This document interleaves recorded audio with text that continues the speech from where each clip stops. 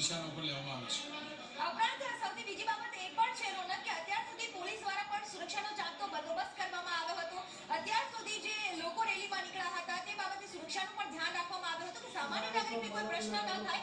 પરંતુ અત્યારે જે દ્રશ્યો સામે આવી રહ્યા છે, પોલીસ ડાયરેક્ટ એક્શન મોડમાં આવી ચૂકી છે તેવું હાલ નથી લાગી રહ્યું રોનક, કારણ કે મીડિયા કર્મીઓ પર સાંજે પણ હુમલો કરવામાં આવ્યો હતો. અત્યારે પણ મીડિયા કર્મીઓના ગાડીના કાચ તોડવામાં આવ્યા છે. શું લાગી રહ્યું છે આપણે પોલીસની કામગીરી બાબતે હાલ? ખાસ કરીને એ કહેવું તો મુશ્કેલ હશે કે મીડિયા કર્મીને જ ટાર્ગેટ કર્યા હતા કે પછી આંદોલનકારીની સાથેનું જે પાર્કિંગ હોય એ પાર્કિંગ જોઈને ટાર્ગેટ કર્યા હતા. પરંતુ એક વાત સ્પષ્ટ છે કે મીડિયા કર્મીઓના વાહન ટાર્ગેટ થયા છે. બપોરની ઘટના કહીએ તો બપોરે પણ સંજય દુધાએ કેમેરામેન સાથે મારપીટ થઈ હતી. અને આજે વ્હીકલ્સ કે ઉપર કેમ લાઠીચાર્જ કરવામાં આવ્યો તે સમજવું બહુ અઘરું છે.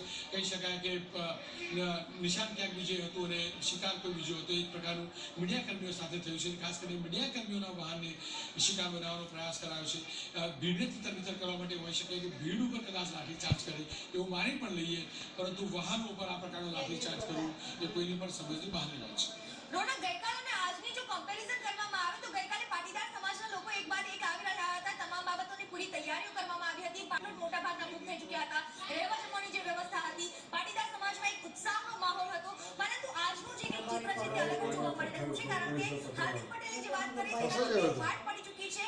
આ ઉપરાંત અત્યારે જે જીએમડીસી ગ્રાઉન્ડ પરના દ્રશ્યો સર્જાયા તેના કારણે ગઈકાલ અને આજ કમ્પેરિઝનમાં ચિત્ર ઘણું બદલાઈ ચૂક્યું છે. રોહન, સ્વાભાવિક રીતે કાલની જે વાત હતી એક આંદોલનની વાત હતી, સમાજની કમિટી દ્વારા શરૂ કરાયેલા આંદોલનમાં જોડાવાની વાત હતી. પરંતુ આજે જે દ્રશ્યો સર્જાયા છે અને જે પ્રકારે જોવા મળી રહ્યું છે,